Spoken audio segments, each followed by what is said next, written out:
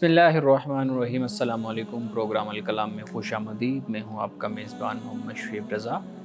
ناظرین کرام، پروگرام کے پہلے حصہ میں ہم قرآن کریم کی کچھ آیات کو سمجھنے کی کوشش کریں گے اور دوسرے حصہ میں اپنے عہد کے نمائندہ سیاسی، سماجی، مذہبی موضوعات پہ پیدا ہونے والے سوالات کے جوابات ایک نئے نقطہ نظر سے جاننے کی کوشش کریں گے۔ حسب سابق ہمارے ساتھ شریک گفتگو ہیں جناب محمد امانت رسول صاحب۔ امانت صاحب، بہت شکریہ آپ کے وقت کا۔ میری معاونت کے لیے موجود ہیں شارق رسول۔ شارق، تھینک یو سو مچ۔ ناظرین کرام، آپ کی اسکرین پہ ہمارا واٹس ایپ نمبر آ رہا ہوگا، آپ اپنے سوالات ہمیں بھیج سکتے ہیں، ہم انشاءاللہ آپ کے سوالات کو ضرور ایڈریس کریں گے۔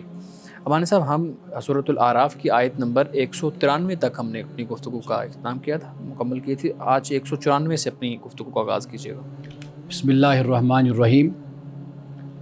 ان الذین تدعون من دون اللہ عباد امثالکم فادعوہم فلیستجیبوا لکم ان کنتم صادقین۔ جنہیں تم اللہ کے سوا پکارتے ہو وہ تمہارے ہی جیسے بندے ہیں، بس تم ان کو پکارو، وہ تمہیں جواب دیں اگر تم سچے ہو۔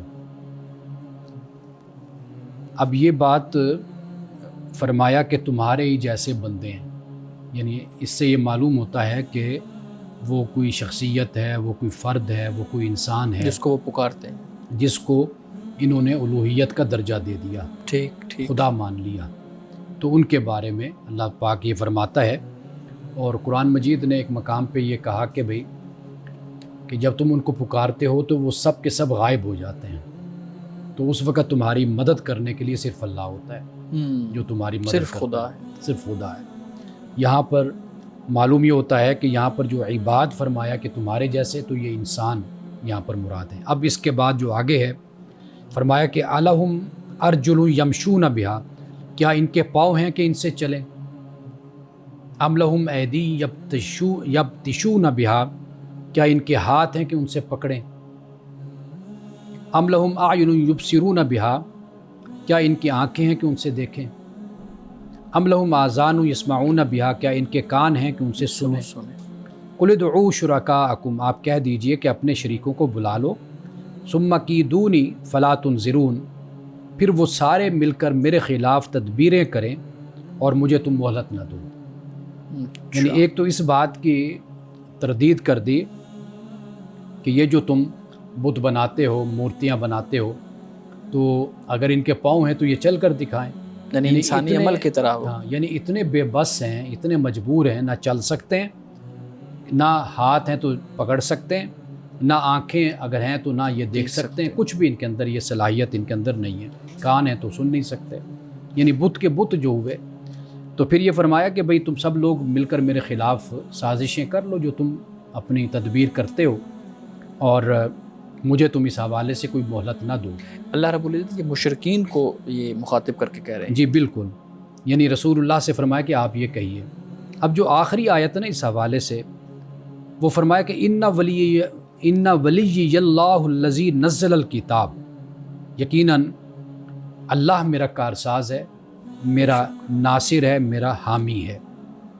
الذی نزل الکتاب، جس نے کتاب کو نازل کیا، وہو یتولی الصالحین، اور وہ اللہ سبحانہ و تعالیٰ ہے کہ جو نیک بندوں کی کارسازی بھی کرتا ہے، ان کی مدد بھی اللہ سبحانہ و تعالیٰ فرماتا ہے۔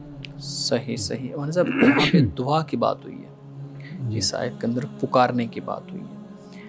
بہت سے، میں پڑھ رہا تھا کہ بہت سے فلسفیوں نے سوال اٹھایا ہے دعا کی جو تاثیر ہے اس کے مؤثر ہونے پہ، جیسے جس میں مسلم فلاسفرز بھی ہیں اور نان مسلم فلاسفرز بھی ہیں، ان کے مطابق یہ جو دعا کی جو اس کا مؤثر ہونا ہے، یہ کوئی عملی صورت نہیں ہوتی، کوئی اس طرح سے فزیکل چیز نہیں ہوتی کہ ایک دعا کی ہے اور پھر وہ پوری ہوئی ہے اور اس کے بعد ایک جو آپ چاہ رہے تھے آپ کی خواہش کے مطابق ہو گیا، بلکہ ایک یہ نفسیاتی ایک عمل ہوتا ہے، انسان نفسیاتی طور پہ مطمئن ہو جاتا ہے کہ میں نے دعا کر لی ہے، اور پھر اس کی وہ مثال دیتے ہیں کہ یہ نفسیاتی عمل ہی ہے کہ ایک مسلمان خدا کو پکارتا ہے تو مطمئن ہو جاتا ہے، دوسرا بت کو پکارتا ہے تو اس سے مطمئن ہو جاتا ہے، تیسرا کسی اور چیز کو پکارتا ہے اس سے مطمئن ہو جاتا ہے۔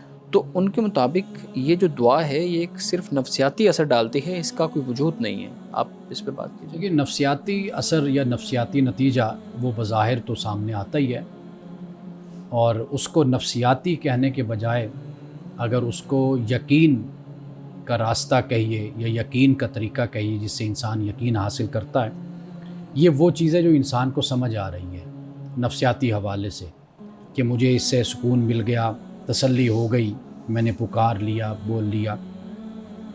لیکن اس سے جو اگلا قدم ہے نا، وہ انسان کے ایریا کا نہیں ہے، یعنی انسان کی ڈومین وہ نہیں بنتی کہ اس کی دعا کو سنا گیا، کیسے سنا گیا، اس کا بدلہ ملا تو کیسے ملا، کیا چیز نتیجے میں دے دی گئی، کس مصیبت سے بچا دیا گیا، ٹھیک اور کیا اس کے بدلے میں دیا گیا، اس سے بہتر دیا گیا، کم تر دیا گیا، یا وہ نہیں دیا گیا، یا اس کے لیے وہ ذخیرہ کر لیا گیا، یہ انسان نہیں سمجھتا۔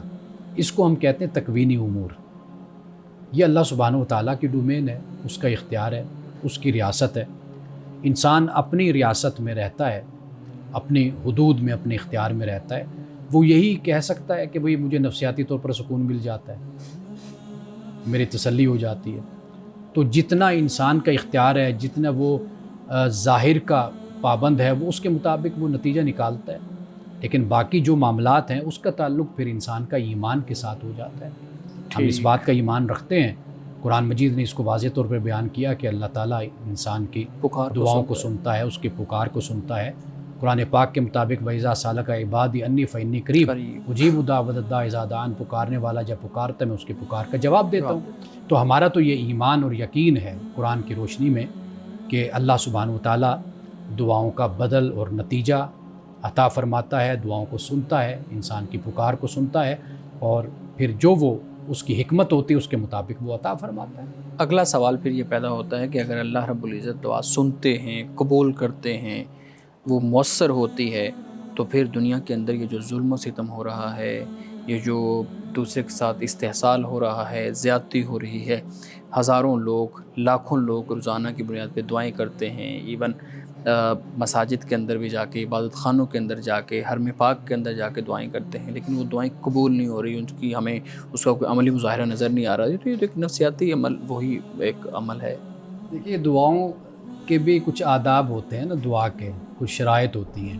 مطلب کوئی بھی اس کا مطلب یہ نہیں ہے کہ آپ ڈاکٹر کے پاس دوائی نہ لیں، نہ جائیں، علاج نہ کروائیں اور آپ بیٹھ جائیں مصلی بچھا کر دعا کر لیں۔ تو اصل چیز یہ ہے کہ جو بھی وسیلہ، جو بھی اختیار، جو بھی استطاعت، جو بھی طاقت ہے، اس کو آخری حد تک انسان نے استعمال کرنا ہے۔ دعا انسان یہ کرتا ہے کہ یا اللہ اس دوائی میں تو خیر پیدا فرما، اس میں علاج پیدا فرما دے، اس میں تو اثر پیدا فرما دے۔ اب کتنے ڈاکٹرز ہوتے ہیں، ایک کے پاس آپ جاتے ہیں آپ کو شفا ملتی ہے، دوسرے ڈاکٹرز ہوتے ہیں ان کے پاس آپ کو شفا نہیں ہوتی، کسی کے ہاتھ میں شفا ہے، کسی کے ہاتھ میں نہیں ہے۔ تو اصل جو محرک ہے وہ تو خدا کی ذات ہے نا، کہ جو اس چیز میں شفا کو ڈالتی ہے، اس میں علاج کو ڈالتی ہے۔ تو جو خدا کا ایریا ہے وہ خدا کے ساتھ رہنے۔ لیکن یہ مثال کو معذرت میں اس میں ایڈ کر لوں، اس کے بعد آپ کے سوال کی طرف آتے ہیں۔ یہ تو کوئی جوڑ بنتا نہیں ہے نا کہ ایک ڈاکٹر کا ہم خدا کے ساتھ، ایک ظلم ہو رہا ہے، مر رہے ہیں لوگ، زیادتی ہو رہی ہے، اور دوسری طرف ہم یہ کہہ رہے ہیں کہ اگر ڈاکٹر کا علاج مؤثر نہیں ہے تو پھر ہم اس کے پاس جانا چھوڑ دیں۔ میں نے تو آپ کو ایک مثال دی ہے نا، نہیں اس کو مثال کو بندی بھی تو چاہیے نا۔ مثال کینسر کا مریض ہے، کسی بھی چیز کا بیماری کا مریض ہے، تو واضح بات ہے کہ اس کو علاج کی ضرورت ہے۔ اب وہ مصلی بچھا کر بیٹھ جائے اور دعا کرنے لگ جائے تو اس سے شفا تو نہیں ہوگی۔ واضح بات ہے کہ اس کو ڈاکٹر کے پاس جانا ہوگا۔ یہ بھی اللہ نے راستہ انسان کو دکھایا نا، یہ بھی سنت سے معلوم ہوگا۔ بالکل صحیح۔ یہ ایک بات ہے۔ دوسری بات یہ ہے کہ جب آپ جس کا حوالہ دے رہے ہیں، اب یہ جو مصائب ہیں، یہ جنگیں ہیں، یہ سارا کچھ ہے، اب اس میں بھی کچھ چلنے کا طریقہ کار تو ہوگا نا۔ اب مسلمان اگر مسلوں پر بیٹھ جائیں دعا کرنے کے اللہ تعالیٰ کامیابی عطا فرما، تو خدا نے بھی تو کوئی قانون طریقہ بنایا ہے نا، کہ جس کے ذریعے سے خدا کامیابی اور کامرانی عطا کرتا ہے۔ تو یہ جو ہم ریاضی کے قاعدے کتنا فٹافٹ ہر چیز کو 2 اور 2 4 4 اور 4 8 اور 8 8 16 کرتے چلے جاتے ہیں، تو میرا خیال ہے کہ خدا کے اس نظام کو اور خدا کی اس حکمت کو اور تکوینی امور کو اس طریقے سے ہم نہیں سمجھ سکتے۔ صحیح جی دعا کی جب بات کی جاتی ہے تو دعا کے متعلق ہی کہا جاتا ہے کہ دعا ڈیوائن انٹرونشن ہے۔ اللہ تعالیٰ کی جو مدد ہے وہ مادی اسباب پر اس کا انحصار نہیں ہے، لیکن پھر آپ نے بھی بات کی کہ جو کاز اینڈ افیکٹ ہے وہ بھی موجود ہے، اللہ تعالیٰ نے ایک طریقہ کار واضح کر دیا، اس کے مطابق ہی جو دعا ہے وہ قبول ہوگی. تو پھر جو ڈیوائن انٹرونشن ہے وہ کس حد تک مؤثر ہے، پھر اس پر کتنا یقین کیا جائے؟ دعا جب آپ کریں گے اور اس کے ساتھ جو وسیلہ اور راستہ آپ اختیار کریں گے تو اس میں ڈیوائن انوینشن یہی ہے نا کہ خدا اس میں اپنے اذن سے علاج رکھ دیتا ہے، اس میں رب شفا رکھ دیتا ہے. تو یہ ڈیوائن انوینشن تو ہے. انٹروینشن بالکل ایسا ہی ہے. صاحب ہم میں دعا ایک بات جو شارک نے پہلے وقفے پہ جانے سے پہلے بیان کی، میں وہ لفظ شاید غلط بول گیا، وہ تو ڈیوائن انٹرونشن ہے، یعنی ایک الوہی مداخلت جس کو آپ کہہ لیں. دیکھیے وہ ایکسیپشنل صورت اس کی بھی ہوتی ہے کہ جب اللہ سبحانہ و تعالیٰ کوئی ایسا معجزہ اور کوئی ایسی اپنی قدرت کا اظہار کرتا ہے، وہ ہمارے بنائے ہوئے قوانین کا پابند نہیں ہے. تو وہ کبھی استثنائی صورت میں کوئی ایسی چیز بھی سامنے لاتا ہے کہ جس سے اس کی قدرت کا اور اس کے اختیار کا اظہار ہوتا ہے، لیکن اس کو ہم ایکسیپشنل صورت میں ہی ہم اس کو رکھتے ہیں. ممکن ہے کہ اس کی سمجھ ہمیں نہ ہو یا ہماری سمجھ سے وہ بالاتر ہو، لیکن اگر وقت گزرنے کے ساتھ ساتھ، زمانے بیتنے کے ساتھ ساتھ کئی مرتبہ اس کی حقیقت بھی انسان پر آشکارا ہو جاتی ہے. لیکن اگر سب کچھ ہم نے ہی کرنا ہے تو پھر اللہ کی مدد کیوں درکار ہے؟ دیکھیے ہم کریں گے تو اللہ کی مدد بھی اترے گی. ہم نے تو کرنا ہے. بیٹھے ہوئے لوگوں پر، مایوس لوگوں پر، سست اور کاہل لوگوں پر تو کبھی کامیابی نہیں اترا کرتی. انسان کوشش کرتا ہے، محنت کرتا ہے، اللہ سبحانہ و تعالیٰ اس کا ہاتھ پکڑتا ہے، اس کی مدد کرتا ہے، اس میں برکت دیتا ہے. اب اس کے بعد فرمایا والذین تدعون من دونہ، اور جنہیں تم اللہ کو چھوڑ کر پکارتے ہو، لا یستطیعون نصرکم، وہ تمہاری مدد کرنے کا کوئی اختیار نہیں رکھتے. ٹھیک. ولا انفسهم ینصرون، اور وہ خود اپنی بھی مدد نہیں کر سکتے، ان کی یہ حالت ہے. وَإِن تَدْعُوهُمْ إِلَى الْهُدَىٰ لَا يَسْمَعُوا، اور اگر تم ان کو پکارتے ہو راستے کی طرف، ہدایت کی طرف، تو لا يَسْمَعُوا، وہ سنتے بھی نہیں ہیں.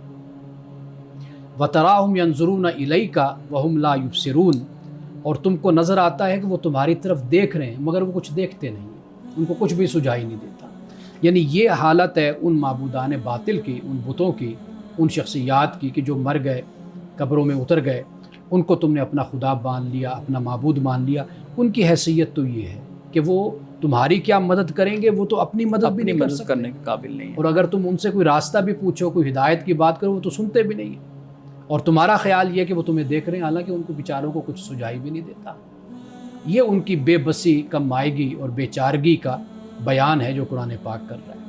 یہ ساری چیزیں تو انسان کو بھی معلوم ہے نا. مثال کے طور پہ ایک بت سامنے ہے، یہ سب کچھ جو کہا جا رہا ہے قرآن میں اس کو بھی معلوم ہے، لیکن پھر اتنی تاکیداً اس کو دوبارہ سے یہ کیوں باتیں کہی جا رہی ہیں کہ انسان کو بھی پتہ ہے کہ بت نے نہیں بولنا، اس نے نہیں سننا، اس نے نہیں چلنا، اس نے نہیں پکڑنا. جب کوئی چیز عقیدہ بن جاتی ہے نا انسان کا، تو وہاں پر عقل انسان کی ماری جاتی ہے، اس کی مت ماری جاتی ہے. یعنی جب انہوں نے اپنا یہ عقیدہ گھڑ لیا، بنا لیا کہ جس کی کوئی بنیاد بھی انبیاء علیہ السلام کے دین میں نہیں ہے، حضرت آدم سے لے کر رسول اللہ صلی اللہ علیہ وسلم تک آپ پڑھ ڈالیے، وہ جو علم اور یقین کی بات اللہ کی وحی میں موجود ہے، اللہ بیان کرتا ہے، اس کا کوئی حوالہ بھی ان کے پاس نہیں ہے. صرف اپنے رسوم رواج جو وقت کے ساتھ ساتھ مفادات کی شکل اختیار کرتے چلے گئے، ایک فرقے کی شکل اختیار کرتے چلے گئے، ایک مذہب کی شکل اختیار کرتے چلے گئے، جس میں توہمات شامل ہوتے چلی گئی. اب اس میں پھر یہی رویہ ہوتا ہے. یعنی آپ دیکھیے کہ جو اس وقت بھی ہوش مند لوگ تھے، ابھی رسول اللہ صلی اللہ علیہ وسلم نے نبوت کا اعلان نہیں فرمایا تھا، اس وقت بھی ایسے لوگ تھے کہ جو ان کو سمجھاتے تھے، اور ان کو بھی یہ لوگ مارتے اور پیٹتے تھے. وہ میلوں میں جا کر بات کرتے تھے، یعنی ان کی اچھی بلی تعداد تھی، یعنی جن کو حنفاء کہا جاتا ہے. اس طرح کا عقیدہ انسان کی عقل کو ہی بالکل بند کر دیتا ہے. یعنی کہ انسان اپنی فطرت کو جب مسخ کرتا ہے، انحراف کرتا ہے اپنی فطرت سے بھی، اور اس آواز سے عہد الست جس کو کہا عہد فطرت کا، اس سے جب منہ موڑتا ہے تو پھر انسان کی یہ صورت بن جاتی ہے. عرب کے معاشرے مکہ میں بھی ایسے لوگ رسول اللہ صلی اللہ علیہ وسلم کی بعثت سے پہلے موجود تھے کہ جو کعبۃ اللہ کے سامنے بیٹھ کر عرض کرتے تھے مولا ہمیں کوئی راستہ دکھا، ہمیں بتا. جو کچھ یہ لوگ کر رہے ہیں اس پر نہ ہمارا دل مانتا ہے، نہ ہماری عقل مانتی ہے، اور جو تو نے ہمیں روشنی اور شعور دیا ہے وہ بھی اس بات کو تسلیم نہیں کرتا کہ جو کچھ ان کے اندر موجود ہے. صحیح. مولانا صاحب اگر آپ مجھے اجازت دیں تو ہمارے ناظرین کے سوالات ہیں میں آپ کے سامنے رکھ دوں. ایک بہت اہم سوال ہے مجھے پرسنل بھی انہوں نے کہا، اور ہمارے جو ویڈیو ہے اس پہ بھی انہوں نے بات کی، صاحب ہیں میں نام نہیں لوں گا، اور ان کا کہ آپ جب بھی بات کرتے ہیں تو آپ حوالہ نہیں دیتے چیزوں کا، آپ بتا دیتے ہیں کہ سیرت سے ہمیں یہ چیز نہیں معلوم ہو رہی، ہمیں قرآن میں یہ چیز نہیں مل رہی، تو اتنا علمی ذخیرہ موجود ہے۔ اور انہوں نے پھر مجھے جب وہ حوالہ سینڈ کیا تو مختلف کتابوں کے نام، مختلف کتابیں تھیں، جیسے مشکات شریف کی ایک کتاب ہے حدیث کی، ریاض الصالحین کی ایک کتاب ہے، اسی طریقے سے اور مختلف کتابیں ہیں، ترمذی شریف کا بھی انہوں نے کہا یہ دیکھیں یہ اس کتاب کے اندر یہ حوالہ ہے، تو آپ اس کے اوپر اختلاف کیوں کر رہے ہیں؟ اگرچہ ضعیف ہے وہ حدیث لیکن روایت تو ہے نا، تو آپ یہ جو کہہ دیتے ہیں کہ یہ اس کی کوئی اصل نہیں ہے، اس کی کوئی بنیاد نہیں ہے، تو آپ حدیثوں کو یا جو اس طرح کی کتب ہیں، دینی کتب ہیں، ان کے حوالے کیوں نہیں دینا چاہتے؟ سب سے پہلی بات، ہم جو بات کہتے ہیں نا، یا تو آپ اس کا کوئی رد سکہ حوالے سے، مستند حوالے سے آپ دیں جو بات ہم بیان کر رہے ہیں۔ ہمارے پروگرام کا فارمیٹ ایسا ہوتا ہے، یہ کوئی مناظرانہ کوئی چینل نہیں ہے، کوئی بحث نہیں ہے کہ ہم کتابیں یہاں رکھ کر بیٹھ جائیں اور ہر مسئلے پر ایک کتاب نکال کر دکھاتے چلے ہم جائیں۔ فوکس قرآن کو کرتے ہیں، فوکس قرآن مجید کو کرتے ہیں، رسول اللہ صلی اللہ علیہ وسلم کی سنت کو ہم بیان کرتے ہیں۔ بالکل۔ اگر ایسا ہم ماحول بنائیں گے نا تو پھر یہ 1 گھنٹے کا پروگرام بھی کم پڑ جائے گا اور پھر ایک ہی مسئلے پر ہم رہ جائیں گے۔ ہمارا اصل جو مقصد ہے، مدعا ہے، وہ یہ ہے کہ ہم لوگوں کو رہنمائی مہیا کریں۔ باقی آپ کتابیں اگر اٹھاتے چلے جائیں گے تو بہت کچھ کتابوں کے اندر موجود ہوتا ہے۔ ہر بات اس طریقے سے ہمارے خود علماء نے بھی اس کو مستند نہیں خیال کیا اور علماء نے بھی رد کیا۔ ہم جو یہ اصطلاح استعمال کرتے رہتے ہیں نا، منکر حدیث کی، منکرین حدیث کی، تو صحیح البخاری میں امام بخاری رحمۃ اللہ تعالی علیہ نے کتنی لاکھوں حدیثیں جمع کی، ان میں سے جا کر صرف 3000 یا 2500 حدیثیں، 2500 وہ ہمارے سامنے آتی ہیں۔ یعنی ان کو اتنی زیادہ حدیث یاد تھیں لیکن جو لکھیں وہ بہت کم ہیں، چند حدیثیں، ذخیرہ حدیث باقی موجود ہے نا۔ اب لاکھوں میں حدیثیں، تو کیا امام بخاری کو پھر ہم منکر حدیث کہیں گے؟ یعنی ایک چیز ہے کہ آپ اس کی روایت کو، اس کی درایت کو، اس کے متن کو دیکھتے ہیں، پرکھتے ہیں، پھر آپ اس کے مطابق اس کو قبول کرتے ہیں یا آپ اس کو چھوڑ دیتے ہیں۔ ہم اگر جو بات کہہ رہے ہیں، یہ بات صرف ہماری نہیں ہوتی، بہت سے علماء کی، بہت سے محدثین کی وہی بات ہوتی ہے۔ تو لہٰذا یہ الزام اور یا اس طرح کی بات کہنا منکر حدیث، اس کا کیا یعنی وجود کیا ہے اس کا؟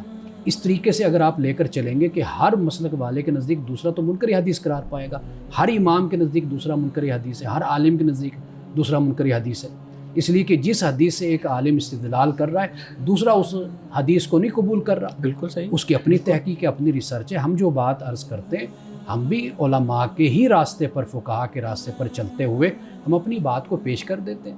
آپ اس کو رد کرتے ہیں تو بے شک آپ اپنے نقطہ نظر سے، اپنے حوالوں کے مطابق آپ اس کو رد کر دیجیے، ہمیں تو کوئی اس پر اصرار بھی نہیں ہے کہ ہر صورت میں آپ نے ہماری بات کو ماننا اور ہماری بات کو سننا ہے آپ نے۔ صحیح ہمارے صاحب، اس میں پھر یہ بھی تو ہے نا کہ احادیث کی جب ہم بات کرتے ہیں تو پھر جو اہل سنت کے ہاں، اہل سنت کے ہاں ایک حدیث کا ذخیرہ ہے، ان کے کتب اور ہیں، اور جو اہل تشیع کے ہاں ہے، کیونکہ دو وہ اور اختلاف ہے، اب بہت مطلب اتنا بڑا اختلاف ہے، اور اس کی بنیاد کے اوپر ہم پھر ایک دوسرے کو کفر اور ایک اس طرح سے جو آپ نے منکرین حدیث کی وہ اصطلاح استعمال کی ہے، یہ اکثر ہمارے دوست اس اصطلاح کو استعمال کرتے ہیں، تو یہ چیز سمجھنے والی ہے۔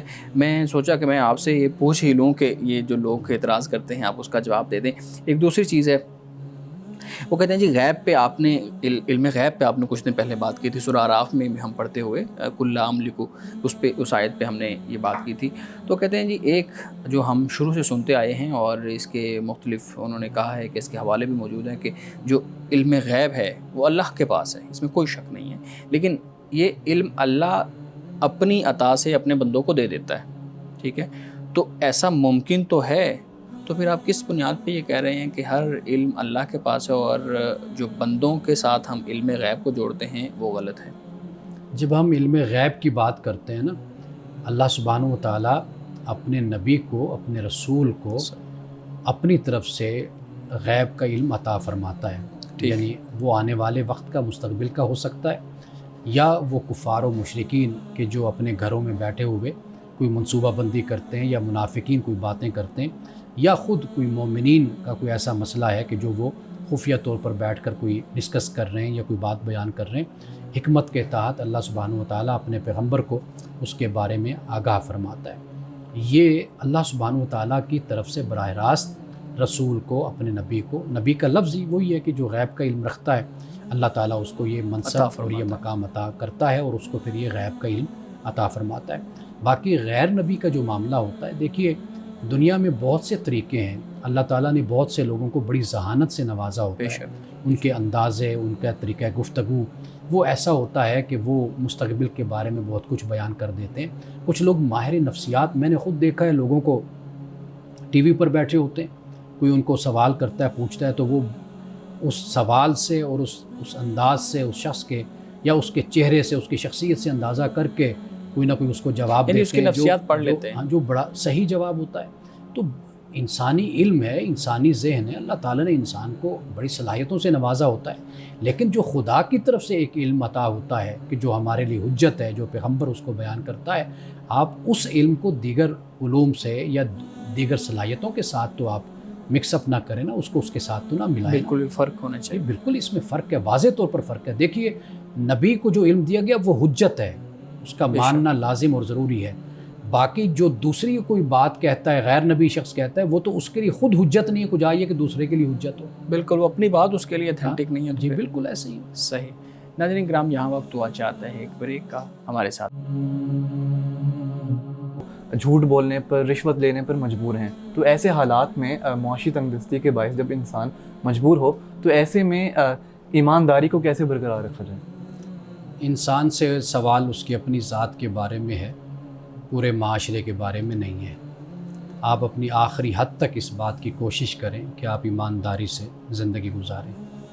بنیادی اصول اور قاعدہ یہی ہے. قرآن مجید جب ہم پڑھتے ہیں، اللہ سبحانہ و تعالیٰ نے یہاں پر کسی کو مجبوری کی وجہ سے یہ نہیں کہا کہ بھئی آپ اگر ایسا کریں گے تو کوئی بات نہیں ہے کہ آپ کی یہ مجبوری ہے. اس بات کا پابند کیا گیا کہ بحیثیت فرد کی آپ اپنی اصلاح کریں اور اپنے آپ کو ایک اچھا انسان بنائیں. یہ آپ سے تقاضا اللہ سبحانہ و تعالیٰ کا ہے.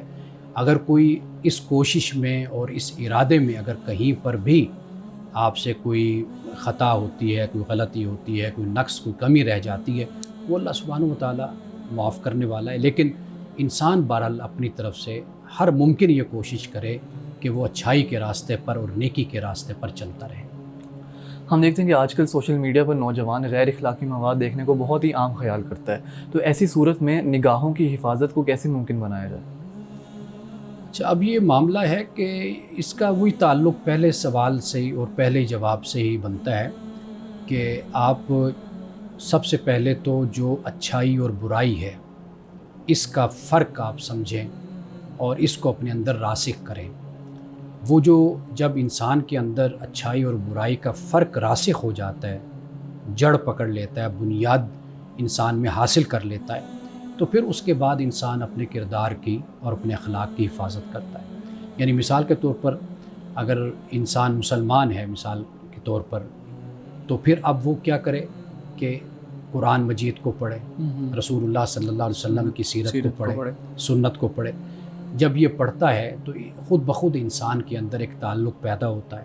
پھر اس میں یہ احساس بھی پیدا ہوتا ہے کہ جو قرآن نے بیان کیا میں اس پر عمل کروں، اپنے آپ کو ایک اچھا انسان بناؤں.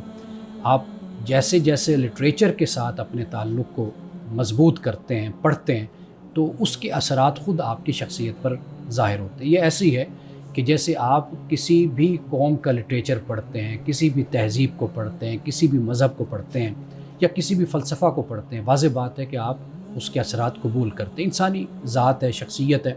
یہی معاملہ ہوتا ہے کہ اگر آپ یہ چاہتے ہیں کہ بھئی آپ برائی سے بچیں، اچھائی کی طرف آئیں، تو قرآن مجید جس طریقے سے نیکی کو بیان کرتا ہے، برائی کو بیان کرتا ہے، اگر اس کے ساتھ ہمارا تعلق مضبوط ہوگا تو خود بخود یہ احساس بھی ہمارے اندر راسخ ہوگا کہ ہم برائی سے بچیں اور اچھائی کے راستے پر ہم زندگی گزاریں. نوجوانوں میں ڈپریشن آج کل بہت عام ہے، اور جب بھی ڈپریشن کا حل تلاش کرنے کی کوشش کی جاتی ہے تو انہیں یہ بتایا جاتا ہے کہ اس کی اصل جو جڑ ہے وہ دین سے دوری ہے. تو اسلامی نقطہ نظر سے اگر ہم دیکھیں تو ڈپریشن کو کیور کرنے کے لیے کون سی عملی اقدامات کو بروئے کار لایا جا سکتا ہے؟ دین سے دوری قرار دینا، یہ آپ یوں کہہ سکتے کہ دین بھی ایک ذریعہ ہے، سبب ہے انسان کو ڈپریشن سے بچانے کا، یہ آپ کہہ سکتے ہیں. لیکن یہ نہیں ہے کہ دین سے دوری ہونے کی وجہ سے ڈپریشن ہے. اصل جو معاملہ ہے انسان کو ڈپریسڈ کرنے میں بہت سی چیزوں کا کردار ہوتا ہے، جیسے معاشی حوالے سے ہے، اگر معیشت کمزور ہے اس سے بھی نفسیاتی مسائل پیدا ہوتے ہیں، یا یہ ہوتا ہے کہ انسان کے پاس بے تحاشا دولت ہے، اب اس کا استعمال اس کے پاس اس کو سمجھ نہیں آتا، وہ پرتعیش زندگی بھی گزار رہا ہے، جو چاہتا ہے وہ اس کو مل بھی جاتا ہے، اب یہ بھی ایک ڈپریشن کی وجہ بن جاتے ہیں۔ یعنی مثال کے طور پر میں اس کی یوں مثال دیا کرتا ہوں کہ ہم اپنی نوجوانی میں، شاید اس پہ پہلے بھی ہم نے بات کی جی کہ اپنی نوجوانی میں ایک آپ کا ایک مقصد ہوتا ہے سامنے، آپ کی زندگی میں کچھ کمی ہوتی ہے جس کو آپ پورا کرنا چاہتے ہیں، حاصل کرنا چاہتے ہیں، جو نہیں ہے اس کو پانا چاہتے ہیں، یہ کوشش، یہ اسٹرگل، یہ آپ کو ڈپریشن میں، فرسٹریشن سے آپ کو بچاتی ہے۔ ایک چیز یہ ہے کہ آپ کی زندگی کا کوئی مقصد ہی نہیں رہا، بالکل ہی آپ کو سب کچھ جو چاہا وہ آپ کو بیٹھے بٹھائے مل گیا، یہ بھی ایک ڈپریشن کی وجہ بن جاتی ہے۔ تو اصل جو چیز ہے صرف ایک وجہ نہیں ہوتی، میں یہ ذاتی طور پہ سمجھتا ہوں کہ مذہب سے انسان کا جو تعلق ہے، یعنی آپ کو دین زندگی کا ایک مقصد دیتا ہے، آپ اس پر چلتے ہیں، دین کے مطابق زندگی گزارتے ہیں، تو آپ کی ایک اسٹرگل لائف میں ہوتی ہے، ایکٹیویٹی ہوتی ہے، بھاگ دوڑ ہوتی ہے، سرگرمی ہوتی ہے، آپ اپنے رب کی خوشنودی حاصل کرنا چاہتے ہیں، مخلوق کی خدمت کرتے ہیں، والدین کی طرف متوجہ ہوتے ہیں، اولاد کے حقوق ادا کرتے ہیں، بیوی کا حق ادا کرتے ہیں، آپ اس کے علاوہ دیگر زندگی میں اپنی مصروفیات کو رکھتے ہیں، تو اس سے آپ کا جو ڈپریشن ہے، فرسٹریشن ہے، اس میں کمی آ سکتی ہے۔ لیکن صرف ایک بات کہہ دینا تو یہ علاج نہیں یہ ایک ماہر نفسیات کا جو ہے نا وہ شعبہ ہے، تو میرے خیال میں بالکل اس سے جو ہے نا بنیادی کرنا بات وہی ہے کہ جو جس مرض میں مبتلا انسان ہے اسی کے ماہر سے رابطہ رکھ۔ صحیح۔ مولانا صاحب کچھ متورک سوالات بھی ہیں، میں چاہوں گا کہ وہ بھی آپ کے سامنے رکھوں۔ کہتے ہیں جی اگر میاں بیوی کے درمیان طلاق ہو جائے تو ایک تو قانونی صورت یہ ہے کہ عدالت یہ ڈیسائیڈ کر دیتی ہے کہ بچے کس کی طرف جائیں گے، بیوی ان کی کفالت کرے گی یا شوہر ان کی کفالت کرے گا۔ مذہب اس حوالے سے کیا رہنمائی کرتا ہے کہ کہیں پہ رسول اللہ صلی اللہ علیہ وسلم کی سنت سے، آپ کی سیرت سے ہمیں یہ ملتا ہے، کوئی مثال ایسی ملتی ہے کہ جس میں رسول اللہ صلی اللہ علیہ وسلم نے واضح کیا ہو کہ بچے ماں کے پاس رہیں گے طلاق کی صورت میں یا باپ کے پاس رہیں گے؟ دیکھیے ایک حوالہ ہمیں ملتا ہے کہ رسول اللہ صلی اللہ علیہ وسلم نے نابالغ اولاد ماں کے سپرد کی، نابالغ اولاد ماں کے سپرد کی۔ اصل معاملہ یہی ہے کہ جب بچہ نابالغ ہو، کم عمر ہو، تو اس کو ماں کی زیادہ ضرورت ہوتی ہے، یعنی کھانے پینے کے حوالے سے، پہننے کے حوالے سے، نہانے دھونے کے حوالے سے، دیگر جو اس کی ضروریات ہیں اور جو اس کے احتیاجات ہیں اس کو ماں بہتر طریقے سے پورا کر سکتی ہے۔ لیکن جو ذمہ داری ہوتی ہے نان نفقہ کی، یہ ذمہ داری باپ پر ہوتی ہے کہ وہ اس کو ادا کرے۔ ہاں جب اولاد بالغ ہو جاتی ہے، عاقل ہو جاتی ہے، واضح بات ہے کہ اب اس کے آگے کے جو معاملات ہوتے ہیں وہ باپ بہتر طریقے سے دیکھ سکتا ہے، ایجوکیشن کے حوالے سے آپ کہہ لیجیے، یا دیگر اس کی جو تربیت اور تعلیم کا معاملہ ہوتا ہے وہ باپ کے سپرد ہے۔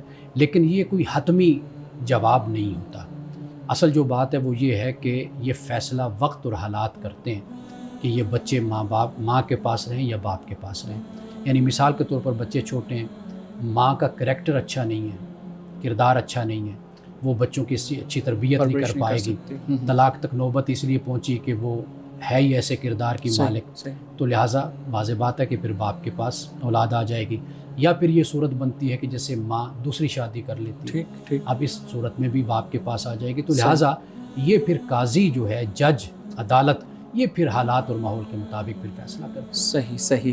لیکن مولانا صاحب ایک اور چیز بھی ہے، ہمارے معاشرے کے اندر جب میاں بیوی کی علیحدگی ہو جاتی ہے طلاق کی صورت میں، یا جو ہے نا وہ عدالت اس کی علیحدگی کروا دیتی ہے، تو ہمارے ہاں ایک دوسرے سے ملنے کا، ایک دوسرے سے تعلقات رکھنے کا رجحان بالکل ختم ہو جاتا ہے۔ یعنی ہم ایک دوسرے کے جانی دشمن سمجھ لیتے ہیں، خاندان ٹوٹ جاتے ہیں، مسائل پیدا ہو جاتے ہیں۔ اب یہ بتائیے گا کہ ہمیں سیرت النبی صلی اللہ علیہ وآلہ وسلم سے یا اصحاب رسول کی سیرت سے ہم دیکھتے ہیں کہ علیحدگیاں ہوئیں، اصحاب کی، ان کی وائف کے ساتھ علیحدگیاں ہوئیں، ہمیں کیا درس ملتا ہے کہ یہی جو ہمارا رویہ ہے بالکل یہی ہونا چاہیے یا اس کے الٹرنیٹ کچھ چیز ہونی چاہیے؟ آج بھی جو اچھی فیملیز ہیں نا، ان میں اگر علیحدگی ہوتی ہے تو وہ دو کام کرتے ہیں۔ صحیح۔ ایک تو یہ ہے کہ ایک دوسرے کی باتوں پر پردہ ڈالے رکھتے ہیں، یعنی یہ رویہ نہیں اختیار کرتے کہ قرآن پاک نے جیسے کہا نا کہ بھئی تم بے حجاب ایک دوسرے سے ملے ہو، اور جب طلاق ہو جاتی ہے پھر تم ایک دوسرے کے جانی دشمن کیوں بن جاتے ہو۔ خاص طور پر مرد سے یہ بات قرآن پاک نے کہی ہے کہ کہ بھئی تم پھر اسی عورت کہ جس کے ساتھ تم بے حجاب ملے، اتنی قربت ایک دوسرے کے ساتھ تھی، پھر جب جیسے ہی طلاق ہوئی، علیحدگی ہوئی، تم اس کے عیب اچھالنے لگ گئے، اس کے جو پردے کی باتیں ہیں وہ تم بتانے لگ گئے۔ صحیح۔ تو قرآن پاک نے یہ بتایا ہے کہ جو اچھے لوگ ہوتے ہیں، اچھے خاندان ہوتے ہیں، اچھے مرد اور عورت ہوتے ہیں، جب طلاق ہو جائے تو وہ ایک دوسرے کے جو پردے کی پرائیویٹ باتیں اس پر پردہ ڈالے رکھتے ہیں، ایک بات۔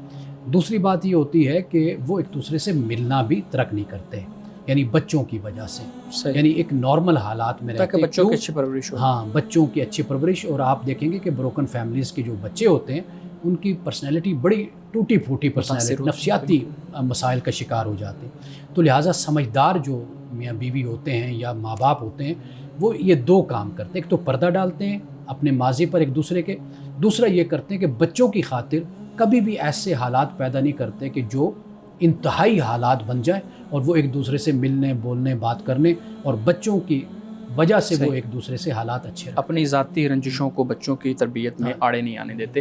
ناظرین کرام، گفتگو ابھی جاری ہے، یہاں وقت ہوا چاہتا ہے ایک بریک کا، ہمارے ساتھ رکھتے ہیں، عبادات پر عمل پیرا ہوتے ہیں، اس کے باوجود ان میں ڈپریشن دیکھنے کو ملتا ہے۔ تو کیا اس کا یہ مطلب ہے کہ جو دین زندگی کا مقصد ہمیں دیتا ہے وہ مکمل طور پر نہیں، ہمارے لیے فائدہ مند نہیں ہے وہ؟ دیکھیے، ہم پہلے اس پر بڑی تفصیل کے ساتھ بات کر چکے ہیں۔ بات اصل یہ ہے کہ ڈپریشن کے بہت سے اسباب اور عوامل جس پر ہم نے روشنی پہلے ڈالی ہے، ایسا نہیں ہوتا کہ آپ کہیں جی میں مسلمان ہو گیا، میں کلمہ میں نے پڑھ لیا تو لہٰذا میرے سارے مسئلے حل ہو گئے۔ آپ جب کلمہ پڑھتے ہیں تو اس کے پھر کچھ تقاضے ہیں، آپ دین پر عمل کرتے ہیں، آپ کے جسمانی مسائل، نفسیاتی مسائل وہ بالکل اس سے جدا ہوتے ہیں۔ اس کے لیے آپ اس کے ماہر سے آپ رابطہ کرتے ہیں، آپ اپنا علاج کرتے ہیں۔ یعنی مثال کے طور پر آپ کو بخار ہو جائے، اب بخار کے لیے آپ یہ تو نہیں کہتے ہیں کہ جب میں مسلمان ہوں، مومن ہوں، میں نے دین کو تھاما ہوا ہے، نماز پڑھتا ہوں تو لہٰذا مجھے بخار نہیں ہوگا، میں بیمار نہیں ہوں گا۔ تو واضح بات ہے، آپ بیمار ہوں گے تو آپ ڈاکٹر سے رابطہ کریں۔ انبیاء علیہ السلام کی زندگی سے بڑھ کر بھی بھلا کسی کی زندگی دینداری والی ہو سکتی ہے، لیکن اس کے باوجود وہ امتحانات سے بھی گزرے، آزمائشوں سے بھی گزرے، وہ بیمار بھی ہوئے، انہوں نے اپنا علاج بھی کیا، ہر لحاظ سے پرہیز بھی کیا، احتیاط بھی کی۔ تو وہ ایک پوری انسانی زندگی ہے جو ہمارے سامنے ہے۔ تو ہم مذہب کو یا دین کو کیا سمجھتے ہیں؟ کوئی چھو منتر ہے، کوئی جادو ہے، کوئی ایسا ہے کہ بھائی جیسے ہم دیندار بنیں گے، کچھ کام کریں گے تو اس کے بعد ہماری ساری بیماریاں بھاگ جائیں گی، تو ایسا تو نہیں ہے۔ اچھا، انسانی زندگی ہے۔ میں یہاں پہ ایک اور چیز بھی پوچھنا چاہوں گا۔ ڈپریشن ہمارے ہاں خاص طور پہ ہم شادی شدہ جو خواتین ہیں ان سے جب بات کریں تو ان پہ ایک چیز یہ بھی ہوتی ہے کہ ان کے جو ہسبینڈ ہیں، ان کا جو شوہر ہے، ان کی طرف سے یا ان کے جو سسرال کے رشتہ دار ہوتے ہیں ان کی طرف سے ایک دباؤ ہوتا ہے، اس کی وجہ سے پھر وہ ڈپریشن میں چلی جاتی ہیں۔ دباؤ اس طرح کا ہوتا ہے کہ بیوی وراثت نہیں لینا چاہتی، وہ کسی صورت میں اس کو چھوڑنا چاہتی ہے، یا پھر یہ ہے کہ وہ اپنا حصہ حاصل نہیں کرنا چاہتی، جبکہ سسرالیوں کی طرف سے یہ دباؤ ہوتا ہے کہ اپنا حصہ لیں اور اب بھی لیں۔ بعض اوقات یہ بھی تو ہوتا ہے کہ وہ وراثت تقسیم نہیں ہوئی، وہ اسی انتظار میں ہے کہ چلے بھائیوں کے کام چل رہے ہیں تو وہ ایک وقت آئے گا جب وراثت تقسیم ہو جائے گی۔ تو اس صورت میں دباؤ ڈالنا مذہبی طور پہ اس کو ہم کس طرح سمجھ سکتے ہیں؟ یہ ٹھیک ہے، غلط ہے، اور کس لیول پہ جا کے غلط ہے؟ جو وارث ہے نا وہ ہر صورت میں اپنا حق لے، ٹھیک ہے، اس کو لینا چاہیے۔ صحیح، اس لیے کہ اللہ سبحانہ و تعالیٰ نے اس کا یہ حق رکھا ہے۔ بیٹی ہے، بہن ہے، یا وہ بیوی ہے، یا ماں ہے، یا باپ ہے، ہر صورت میں بے شک، یعنی اس میں کسی حوالے سے بھی کوئی سستی یا ایک بے پرواہی کا مظاہرہ نہیں ہونا چاہیے۔ اللہ نے جو حق مقرر کر دیا وہ حق ہر صورت میں اس کو لینا چاہیے۔ اب اس کے بعد اس کی مرضی ہے کہ وہ تحفتاً دینا چاہتا ہے یا چاہتی ہے، ہدیتاً دینا چاہتی ہے، وہ دے دے، اپنے بھائی کو دے دے، اپنی بہن کو دے دے۔ مثال کے طور پر میں نے بہت سی خواتین دیکھی ہیں کہ جو ماشاءاللہ اچھا کھاتی پیتی ہیں، اچھا ماحول ہے، مال و دولت کی کوئی کمی نہیں ہے، ہر چیز ان کے پاس ہے۔ وہ جب بھی کوئی اگر ماں باپ کی طرف سے کوئی وراثت تقسیم ہوتی ہے تو وہ کہتے ہیں کہ یہ چند لاکھ ہے، یہ میں تو اس سے کروڑوں اربوں میں ہوں۔ لیکن ایک دوسرا پہلو ہے، اس پہ بھی آگے چلتے ہیں جی۔ تو یہ ایک تو یہ بات ذہن میں رکھنی چاہیے کہ جو اللہ نے حق دیا وہ لے، ٹھیک ہے۔ دوسری بات یہ کہ شوہر کا خامند کا کوئی حق نہیں بنتا کہ وہ اپنی بیوی کو مجبور کرے اور یہ کہے کہ ہر صورت میں تم نے یہ حق لینا ہے اور تم ہر صورت میں لے کر آؤ ورنہ میں تمہیں چھوڑ دوں گا، طلاق دے دوں گا۔ تو یہ بالکل بلیک میلنگ کا طریقہ ہے، یہ غلط ہے۔ عورت کی مرضی ہے کہ وہ لیتی ہے یا نہیں لیتی ہے، لے ضرور لے، میں یہ کہہ رہا ہوں، اور شرعی طور پر دین میں بھی اس بات کا حکم ہے کہ بھئی اس کو لینا چاہیے۔ ہاں اس کے بعد وہ کہتی ہے کہ میری بہن ہے، بڑی ماڑی سی ہے، غریب ہے، تو میں اس کو اپنا حصہ دیتی ہوں، یہ میرا بھائی ہے بیچارہ عیالدار ہے، تو میں اس کو دے دیتی ہوں۔ بالکل واضح ہو گیا۔ مولانا صاحب آج کے حدیث مبارکہ بیان کیجیے۔ آج کی حدیث ترمذی کی حدیث ہے، حدیث نمبر 616۔ رسول اللہ صلی اللہ علیہ وسلم نے فرمایا کہ تم اپنے رب یعنی اللہ سے ڈرو، 5 وقت کی نماز پڑھو، ماہ رمضان کے روزے رکھو، اپنے مال کی زکوٰۃ ادا کرو، اور امیر کی اطاعت کرو، یعنی امیر سے مراد حکمران، اس سے تم اپنے رب کی جنت میں داخل ہو جاؤ گے۔ ناظرین کرام، یہاں پہ اس نقطے پہ آپ توجہ فرمائیں کہ اللہ سے ڈرنا، نماز، روزہ، زکوٰۃ، حج، اور پھر اس کے ساتھ امیر کی اطاعت۔ امیر کی اطاعت اس لیے ہوتی ہے کہ تاکہ آپ کی ریاست میں، آپ کے ملک میں، آپ کے وطن میں امن رہے، سلامتی رہے، اور ایسا ماحول مت بنے کہ جس سے انتشار پیدا ہو، افتراق پیدا ہو، اور پھر جو ایک رہی صحیح قوت ہے اور رہا سا امن ہے، سلامتی ہے، وہ بھی آپ کھو دیں اور اس کو ضائع کر دیں۔ ناظرین گرامی، اس دعا کے ساتھ اپنے پروگرام کا اختتام کریں گے۔ اللہ رب العزت حسن کلام اور تاثیر کلام عطا فرمائے، ہماری زبان کے گروں کو کھول دے، اور سننے والوں تک خیر کا پیغام پہنچے۔ اجازت دیجیے، خدا حافظ۔